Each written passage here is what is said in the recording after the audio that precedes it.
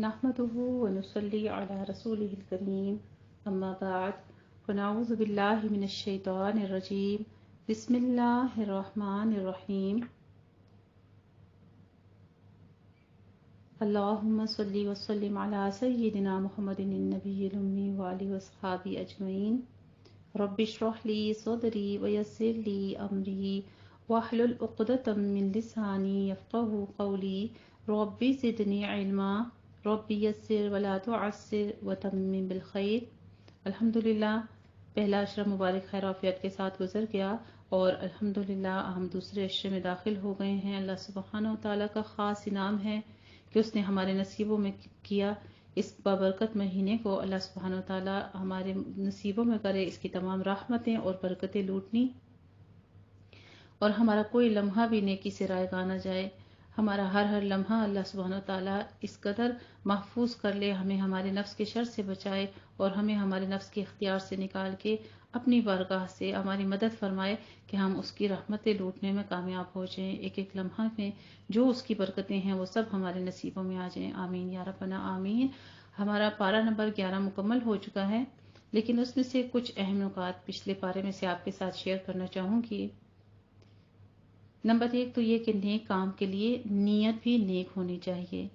इंसान की बात की तस्दीक या तकज़ीब उसके अमल से होती है कि वो अपनी बात में कितना सच्चा है या कितना झूठा है। कामयाबी के लिए साबित कदमी बहुत ज़रूरी है। फी सबीलिल्लाह खर्च करने से अल्लाह ताला का कुर्ब हासिल होता है। वल्लाहु यदउ इला दारिस सलाम। कुरान का दिल पर असर करना या ना करना ये एक बीमारी भी है और एक शिफा भी है। सदका गमों का, दुखों का, बीमारियों का, परेशानियों का इलाज है। मोमिन का ईमान कुरान पढ़कर और ज्यादा बढ़ता है, जबकि मुनाफिक का पहले से भी जाता है। जो खुशहाली अल्लाह ताला को याद रखते हैं, अल्लाह ताला उनके मुश्किल वक्त में उनकी मुश्किलों को दूर कर देते हैं। तो इसीलिए हमें तलकीन की गई इस पारे के बीच में कि खुशी हो या गम, हर हाल में, मुश्किल में, जैसे सहाबा कराम के बारे में जिक्र हमने पढ़ा सूरह अनफाल के बीच में और सूरह तौबा के बीच में कि किस कदर अल्लाह ताला की तरफ वो रुजू करते थे। अल्लाह ताला ऐसे लोगों की हर हाल में फिर मदद फरमाते हैं। दीन के कामों में हीला साजी अल्लाह को पसंद नहीं कि इंसान अपने मनमाने मतलब निकाले। सदका व खैरात से सिर्फ आपको खैर नहीं मिलती, बल्कि वो खैर अगली नस्लों तक जाती है। कुछ लोग होते हैं जिनके कान भी खुले होते हैं और उनके दिल भी जिंदा होते हैं। वो जब कुरान सुनते हैं तो वो उनके दिलों पर उतर जाता है। अल्लाह सुब्हानहू तआला पाक साफ रहने वालों से मोहब्बत करते हैं। इल्म हासिल करने से इंसान के अंदर नरमी पैदा होती है। आलिम की आबिद पर फजीलत है। एक हदीस शरीफ में आता है अल फकीहु अशद्दु अलल आबिदी, कि एक फकीर जो है वो 1000 आबिदों पर भारी है। अल्हम्दुलिल्लाह हमारा पारा 12 जो है वमा मिन दाब्बा उसका आगाज हो जाता है, जिसके बारे में कुछ आपको बताती चलूं कि कुरान मजीद को अमल के लिए सीखना चाहिए हमें, यानी कुरान का इल्म बराए अमल हो। इस नीयत के साथ इंसान सीखे कि जो मैं सीखूंगा उस पर अमल भी करूंगा। इब्नुल क़य्यिम रहमहुल्लाह ताला कहते हैं कि बाज़ सलफ का कहना है कुरान इसलिए उतरा है ताकि इस पर अमल किया जाए, तो उन्होंने यानी लोगों ने इसकी तिलावत को अमल बना लिया, यानी खाली तिलावत करना अमल समझते हैं। यही वजह है कि अहलुल कुरान वो लोग थे जो इस पर अमल करने वाले थे और जो कुछ इसमें था इस पर अमल करते थे, अगरचे कुरान उनको जुबानी ना भी याद था। यानी अहलुल कुरान कौन थे? जिन्हें कुरान हिफ्स नहीं भी था, लेकिन वो कुरान पर अमल करने वाले थे। यानी जब तक इंसान कुरान पर अमल न करे इसको अहलुल कुरान नहीं कहा जाता। लेकिन जो शख्स इसे महज जुबानी याद कर ले, ना इसको समझे और ना ही इसके अहकामात पर अमल करे, तो वो अहले कुरान में से नहीं है, चाहे वो कुरान के हुरूफ और तजवीद को ऐसे दुरुस्त कर करके पढ़े जैसे कि तीरों को सीधा किया जाता है। یعنی انتہا درجے کی درستگی کے ساتھ قرات کرے، لیکن اگر اس کو سمجھتا نہیں ہے، اس کا معنی ہی نہیں سمجھتا، اس کا مفہوم ہی نہیں سمجھتا اور اس پر عمل نہیں کرتا تو وہ اس کا حق ادا نہیں کر رہا۔ حسن بصری رحمہ تعالیٰ فرماتے ہیں، اس قرآن کو غلاموں اور بچوں نے پڑھا لیکن انہوں نے اسے شروع سے نہیں لیا، یعنی اس پر عمل نہیں کیا، انہیں اس کے معنی اور تعویل کا کوئی علم نہیں ہے۔ تو بچوں کو اگر لفظ لفظ سمجھ بھی نہ آئے لیکن کوشش کرنی چاہیے کہ وہ جو بھی پارہ پڑھیں یا سورت کوئی پڑھیں یا کوئی حصہ بھی پڑھیں تو اس کا مفہوم ان کو معلوم ہو کہ وہ کیا پڑھ رہے ہیں، قرآن کیا کہہ رہا ہے۔ بلکہ آپ میں سے جتنے بھی لوگ ناظر قرآن پڑھانے والے ہیں وہ اپنے لیے لازم کر لیں کہ پڑھاتے ہوئے کچھ نہ کچھ حصہ، یعنی سارا تو ممکن نہیں ہوتا، بعض اوقات کے ناظر کا پڑھنا بھی ایک مشکل کام ہو جاتا ہے، لیکن اس میں سے چاہے کہ تو کوئی ایک آیت ایسی چوز کر لیں، ایسی آیت سلیکٹ کر لیں جو کہ اس کا خلاصے کے طور پر بیان کرتے، لیکن کوئی نہ کوئی کام کی یا عمل کی بات ضرور بتائیں تاکہ قرآن کا حق ادا ہو جائے۔ قرآن کے حروف کے ساتھ ساتھ اس کی حدود کا خیال رکھا جائے۔ یحییٰ ابی سعید سے مروی ہے کہ عبداللہ بن مسعود رضی اللہ تعالی عنہ نے ایک انسان سے کہا کہ تم یقیناً ایسے زمانے میں ہو کہ اس میں علماء زیادہ اور قاری کم ہیں۔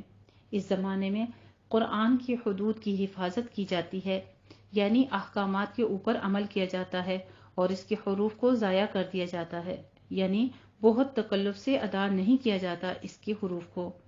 مانگنے والے کم ہیں اور دینے والے زیادہ ہیں۔ اس زمانے کے لوگ نماز لمبی کرتے ہیں، خطبہ چھوٹا کرتے ہیں، وہ اپنی خواہشات سے پہلے عمل کو ظاہر کرتے ہیں اور عنقریب لوگوں پر ایک ایسا زمانہ آئے گا کہ اس میں علماء کم اور قاری زیادہ ہوں گے۔ اس زمانے میں قرآن کے حروف کی حفاظت کی جائے گی لیکن اس کی حدود کو ضائع کر دیا جائے گا، یعنی احکامات پر عمل نہیں کیا جائے گا۔ مانگنے والے زیادہ اور دینے والے کم ہوں گے۔ اس میں لوگ خطبہ لمبا کریں گے اور نمازیں چھوٹی کر دیں گے، قل هو اللہ احد پڑھ کے نماز ختم۔ اور اس زمانے میں لوگ اپنے عمل سے پہلے اپنی خواہشات کو ظاہر کریں گے، یعنی باتیں زیادہ کریں گے لیکن عمل کم ہوگا۔ تو ضروری ہے کہ انسان اپنے عمل سے قرآن کی تصدیق کرے کہ واقعی وہ قرآن کو سچا مانتا ہے، کیونکہ جس چیز کی سچائی کا اسے یقین ہوتا ہے اسے وہ اپنے عمل پر بھی ضرور لے آتا ہے، اس کو حاصل کرتا ہے اور پھر اس کو استعمال بھی کرتا ہے۔ تو ہم سورہ ہود پڑھ رہے ہیں جس کی آیت نمبر 6 سے آغاز ہو رہا ہے کہ یہ زمین اللہ نے بنائی ہے اور اس پر جتنے بھی جاندار ہیں، چاہے انسان ہیں یا جن یا حیوانات ہیں یا چرند پرند ہیں یا مچھلیاں ہیں یا پانی کی مخلوق ہیں، یہ سب اللہ سبحانہ وتعالیٰ کی تخلیق ہیں اور اللہ تعالیٰ نے ان کو پیدا کر کے چھوڑ نہیں دیا بلکہ ان کے رزق کا بھی انتظام کیا ہے۔ اسی لیے فرمایا ہے زمین میں چلنے والا کوئی جاندار ایسا نہیں جس کا رزق اللہ کے ذمے نہ ہو، گویا اللہ ہی رازق ہے۔ اور یہ بھی یاد رکھیے کہ ہر انسان کا رزق مقرر ہو چکا ہے۔ نبی کریم صلی اللہ علیہ وآلہ وسلم نے فرمایا ابن آدم سے 4 چیزوں کے معاملے میں فارغ ہوا جا چکا ہے: اس کی تخلیق، اس کے اخلاق، اس کے رزق اور اس کی موت۔ ایک اور روایت میں آتا ہے رزق سے بھاگنے والا بھی رزق پا کر رہے گا۔ نبی کریم صلی اللہ علیہ وآلہ وسلم نے فرمایا اگر ابن آدم اپنے رزق سے اس طرح بھاگیں گے جس طرح موت سے بھاگتا ہے تو رزق اس کو اسی طرح پا لے گا جس طرح موت اسے پا لیتی ہے۔ یعنی اللہ سبحانہ وتعالیٰ کا فضل ہے کہ اس نے اپنے بندوں کی ضروریات کا انتظام کیا ہے۔ اس لیے اس معاملے میں انسان کو کوشش تو کرنی چاہیے لیکن بہت پریشان نہیں ہونا چاہیے۔ ہاں، پریشانی فکر آخرت کے بارے میں ہونی چاہیے کہ کل کیا ہوگا۔ پارہ 12 وما من دابہ اعوذ باللہ من الشیطان الرجیم بسم اللہ الرحمن الرحیم وما من دابة في الأرض إلا على الله رزقها ويعلم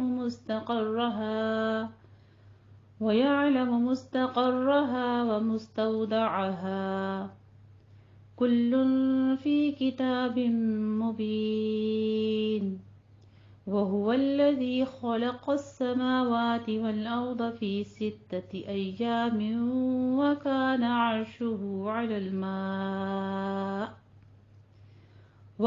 عرشه على الماء ليبلوكم أيكم أحسن عملا ولئن قلت إنكم مبعوثون من بعد الموت ليقولن الذين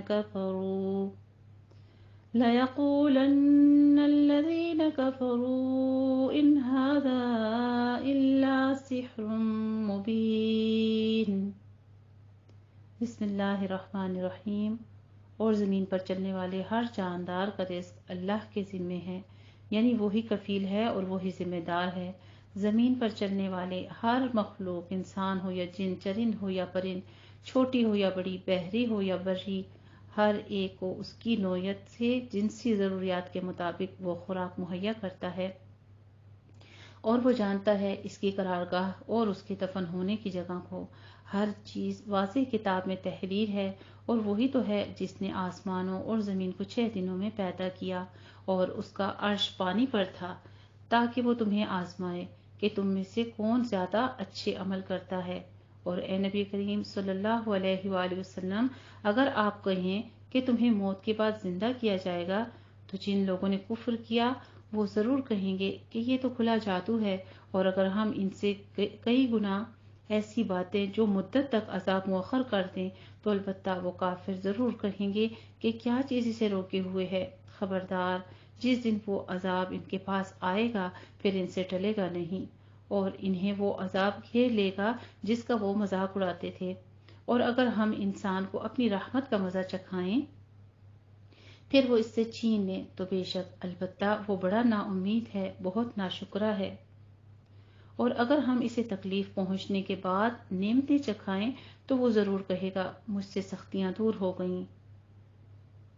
بے شک وہ اس وقت اترانے والا اور فخر جتانے والا ہو جاتا ہے. الا الذین صبروا وعملوا الصالحات. ایمان کے ساتھ بھی نیک صالح عمل کی بات ہوتی ہے، اور یہاں پر صبر کے ساتھ بھی کہ عمل بھی کرنا ہوگا، مگر جن لوگوں نے صبر کیا اور نیک عمل کیے انہی کے لیے بخشش اور بہت بڑا اجر ہے. تو اے نبی کریم صلی اللہ علیہ وآلہ وسلم، شاید کہ آپ اس وحی سے کچھ چھوڑنے والے ہوں جو آپ کی طرف نازل کی جاتی ہے، اور آپ کا سینہ اس سے تنگ ہونے والا ہو کہ وہ کافر کہیں گے کہ اس پر کوئی خزانہ کیوں نہیں اتارا گیا، یا اس کے ساتھ کوئی فرشتہ کیوں نہیں آیا.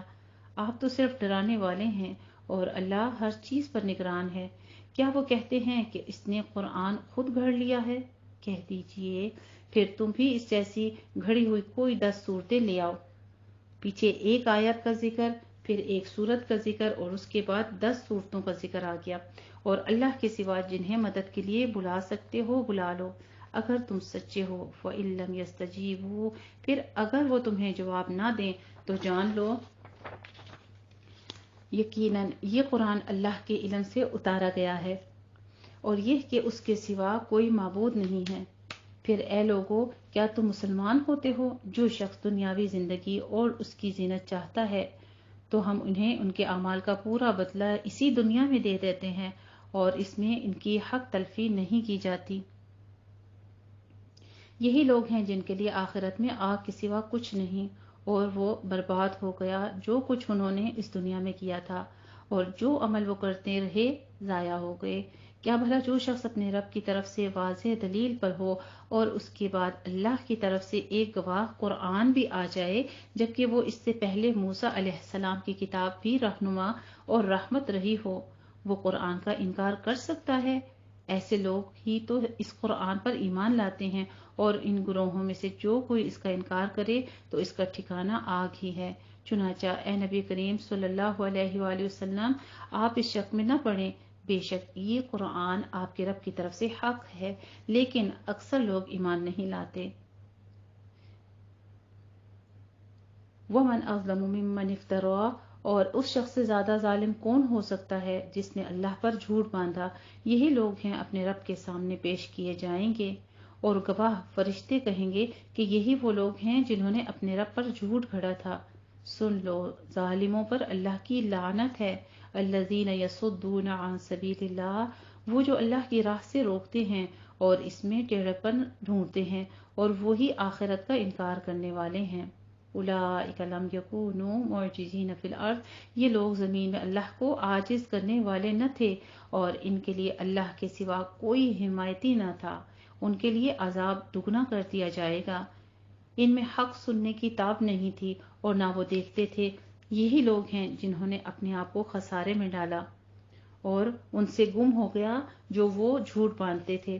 بلا شبہ یقیناً وہی لوگ آخرت میں سب سے زیادہ خسارہ پانے والے ہیں۔ بے شک جو لوگ ایمان لائے اور انہوں نے نیک عمل کیے اور اپنے رب کے حضور عاجزی کی، وہی جنتی ہیں، وہ اس میں ہمیشہ رہیں گے۔ دونوں فریقوں کی مثال ایسے ہے جیسے اندھا اور بہرا، اور دیکھنے والا اور سننے والا۔ اس وصف میں دونوں برابر ہیں۔ کیا اس وصف میں دونوں برابر ہو سکتے ہیں؟ پھر تم نصیحت حاصل نہیں کرتے؟ اور البتہ ہم نے نوح علیہ السلام کو اس کی قوم کی طرف بھیجا۔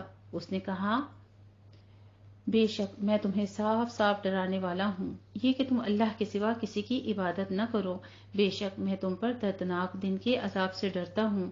پھر اس کی قوم کے وڈیرے بولے، ہم تجھے بس اپنے ہی جیسا بشر دیکھتے ہیں، اور یہ بھی دیکھتے ہیں کہ بس انہی لوگوں نے بے سوچے سمجھے تیری پیروی کی ہے جو ہمارے کمین ہیں، اور ہم دیکھتے ہیں کہ تمہیں ہم پر کوئی فضیلت نہیں حاصل، ہم تمہیں جھوٹا سمجھتے ہیں۔ نوح علیہ السلام نے کہا، اے میری قوم، دیکھو تو اگر میں اپنے رب کی طرف سے واضح ہدایت پر ہوں اور اس نے مجھے اپنے پاس سے رحمت نبوت بخشی ہو، پھر وہ تم اندھوں سے چھپا دی گئی ہو، تو کیا ہم تم پر زبردستی چپکا دیں گے اسے جبکہ تم اسے ناپسند کرتے ہو؟ وَيَا قَوْمِ لَا أَسْأَلُكُمْ عَلَيْهِ مَالًا، اور اے میری قوم، میں تم سے اس پر کوئی مال نہیں مانگتا، میرا اجر تو اللہ ہی پر ہے، اور میں ان لوگوں کو دھتکارنے والا نہیں ہوں جو ایمان لے آئے۔ بے شک وہ اپنے رب سے ملنے والے ہیں، لیکن میں دیکھتا ہوں کہ تم لوگ نادانی کر رہے ہو۔ وَيَا قَوْمِ مَن يَنصُرُنِي مِنَ اللَّهِ، اور اے میری قوم، اگر میں انہیں دھتکاروں تو کون مجھے اللہ کے عذاب سے بچائے گا؟ کیا پھر تم نصیحت حاصل نہیں کرتے؟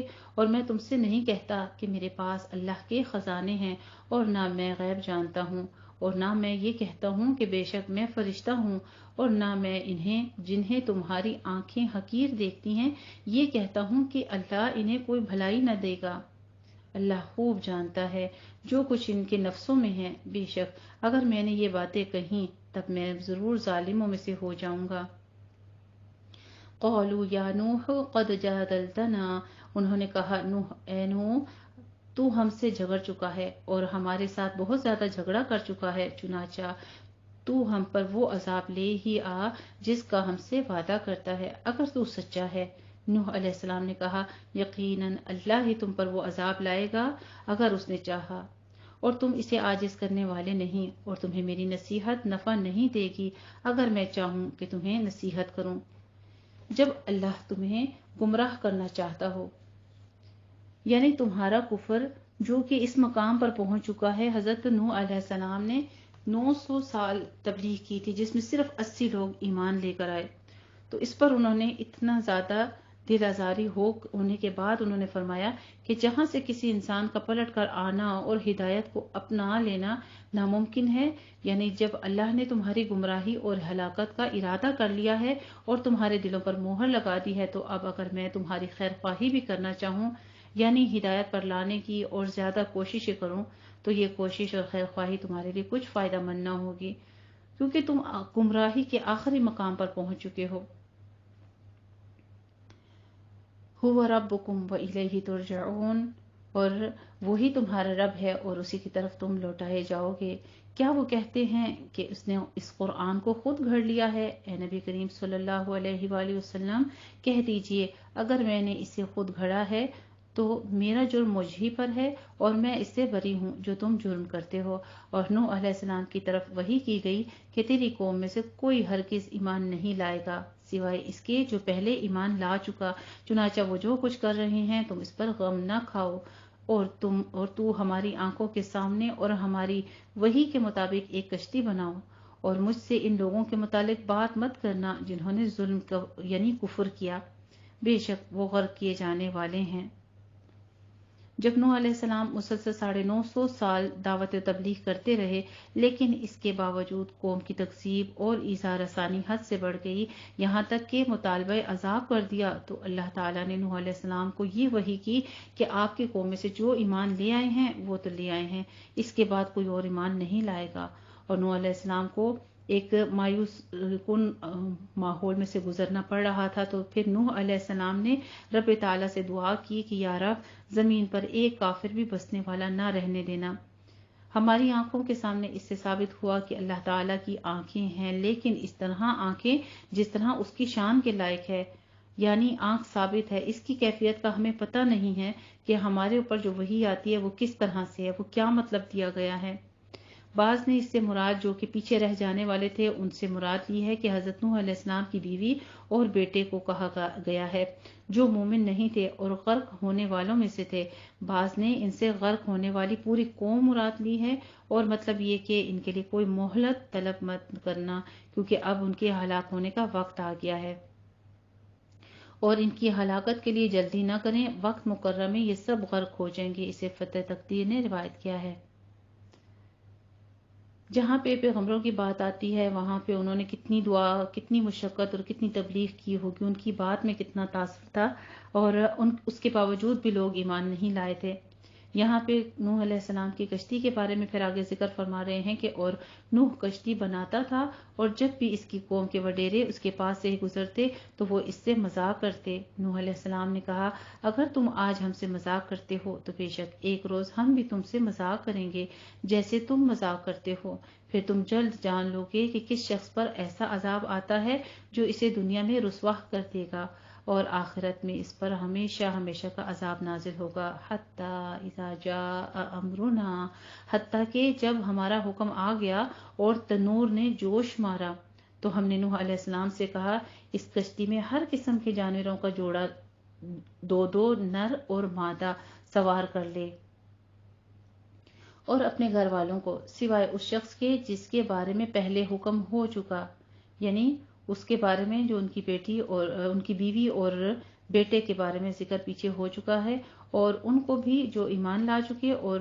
اس پر تھوڑے ہی لوگ ایمان لاتے ہیں۔ اور نوح علیہ السلام نے کہا، اس کشتی میں سوار ہو جاؤ، اللہ کے نام سے اس کا چلنا اور ٹھہرنا، بے شک میرا رب البتہ بہت بخشنے والا، نہایت رحم فرمانے والا ہے۔ سبحان اللہ، اللہ سبحانہ وتعالیٰ کے خوبصورت نام و صفات غفور الرحیم بیان کی جا رہی ہیں، اور وہ کشتی انہیں لے کر پہاڑوں جیسی موجوں میں چلتی جاتی تھی۔ یہ کشتی کوئی چھوٹی نہ تھی بلکہ اس قدر بڑی بڑی سی تھی کہ جتنے پہاڑ بلند ہوتے ہیں اس قدر بڑی تھی، اور یہ ٹکراتی ہوئی چلی جا رہی تھی۔ اور نوح علیہ السلام اپنے بیٹے کو پکار رہے تھے اور وہ سب سے الگ تھلگ تھا، پیارے بیٹے تو بھی ہمارے ساتھ سوار ہو جا اور کافروں میں شامل نہ ہو۔ وہ بولا، میں ابھی کسی پہاڑ کی طرف پناہ لیتا ہوں، وہ مجھے پانی سے بچا لے گا۔ نوح علیہ السلام نے کہا، آج اللہ کے حکم سے یعنی عذاب سے کوئی بچانے والا نہیں ہے مگر جس پر اللہ رحم فرما دے۔ اور ان دونوں کے درمیان لہر حائل ہو گئی تو وہ غرق ہونے والوں میں سے ہو گیا، اور کہا گیا، اے زمین تو اپنا پانی نگل لے، اور اے آسمان تو برسنے سے تھم جا، اور پانی اتار کر غائب کر دیا گیا، اور کافروں کا کام تمام کر دیا گیا، اور کشتی جودی پہاڑ پر جا ٹھہری، اور کہا گیا، ظالم قوم کے لیے دوری ہے، لعنت ہے۔ باپ بیٹے کے درمیان یہ گفتگو ہو رہی تھی کہ ایک طوفانی موج نے اپنی طغیانی کی زد میں لے لیا اسے، اور اس طرح نگلا کہ جیسے حیوان لیے جاتے ہیں، وہ اپنے منہ کی خوراک کو نگل جاتے ہیں، یعنی یہاں پر پانی کے خشک ہونے کو نگل جانے سے تعبیر دی گئی ہے۔ یہ حکمت معلوم ہوتی ہے کہ پانی بتدریج خشک نہیں ہوتا، بلکہ اللہ کے حکم سے زمین نے سارا پانی دفعتاً اس طرح سے اپنے اندر نگل لیا تھا جس طرح حیوان لقمہ نکل جاتا ہے، اور تمام اس کے بعد جتنے بھی کافر تھے ان سب کو غرق کر دیا گیا تھا۔ اور جہاں پہ لعنت کی گئی ہے، یہ ہلاکت اور لعنت الہی کے معنی میں آتی ہے کہ قرآن کریم میں بطور خاص غضب الہی کے مستحق بننے والے قوموں کے لیے اسے کئی جگہ استعمال کیا گیا ہے۔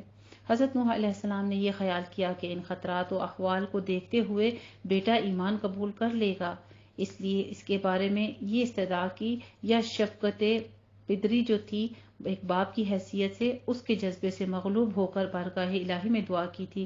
حضرت نوح علیہ السلام نے قرابت نسبی کا لحاظ کرتے ہوئے اسے اپنا بیٹا قرار دیا، لیکن اللہ تعالیٰ نے ایمان کی بنیاد پر قرابت دینی کے اعتبار سے اس بات کی نفی فرمائی کہ وہ تیرے گھرانے سے نہیں ہے۔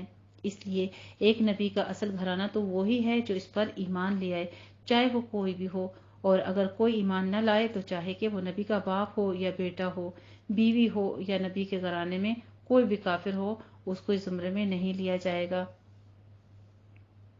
اور نوح علیہ السلام نے اپنے رب کو پکارا، چنانچہ اس نے کہا، اے میرے رب، بے شک میرا بیٹا میرے اہل میں سے ہے، اور بے شک تیرا وعدہ سچا ہے، اور تو سب فیصلے کرنے والوں سے بڑھ کے فیصلہ کرنے والا ہے۔ اللہ نے کہا، اے نوح، بے شک وہ تیرے اہل میں سے نہیں، بے شک اس کا عمل نیک نہیں ہے، لہٰذا تو مجھ سے اس چیز کا سوال نہ کر جس کا تجھے کوئی علم نہیں، بے شک میں تجھے نصیحت کرتا ہوں کہ تو جاہلوں میں سے نہ ہو جائے۔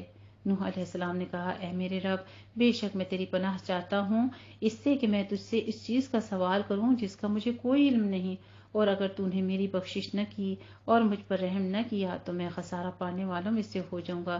قیل یا نوح اہبط بسلام منا، کہا گیا، اے نوح، اتر تو ہماری طرف سے سلامتی اور برکتوں کے ساتھ، اور جو تجھ پر اور تیرے ساتھ کی جماعتوں پر نازل کی گئی ہے، اور کچھ جماعتیں ہوں گی کہ ہم انہیں دنیا میں فائدہ دیں گے، پھر انہیں ہماری طرف سے دردناک عذاب پہنچے گا۔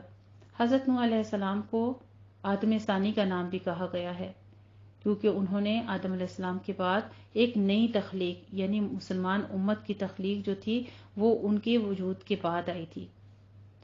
اے نبی کریم صلی اللہ علیہ وآلہ وسلم، تلک من انباء الغیب، اب آپ صلی اللہ علیہ وآلہ وسلم یا ہم لوگ تو اس دور میں تھے نہیں، یہ تو ہزاروں سال پہلے کی بات ہے، ہزاروں سال پہلے کی، تو آپ صلی اللہ علیہ وآلہ وسلم سے فرمایا جا رہا ہے، اے نبی کریم صلی اللہ علیہ وآلہ وسلم، یہ کچھ غیب کی خبریں ہیں، ہم انہیں آپ کی طرف وحی کرتے ہیں، اس سے پہلے نہ آپ انہیں جانتے تھے اور نہ آپ کی قوم، اس لیے آپ صبر کریں، بے شک بہترین انجام متقین ہی کے لیے ہے۔ الحمدللہ رب العالمین۔ ہمارا پہلا ربع جو ہے یہاں تک مکمل ہوتا ہے، پیچھے ہو گیا تھا لیکن کچھ آیات مبارکہ رکوع میں نے مکمل کروا دیا ہے آیت نمبر 49 پر۔ جزاک اللہ احسن الجزا۔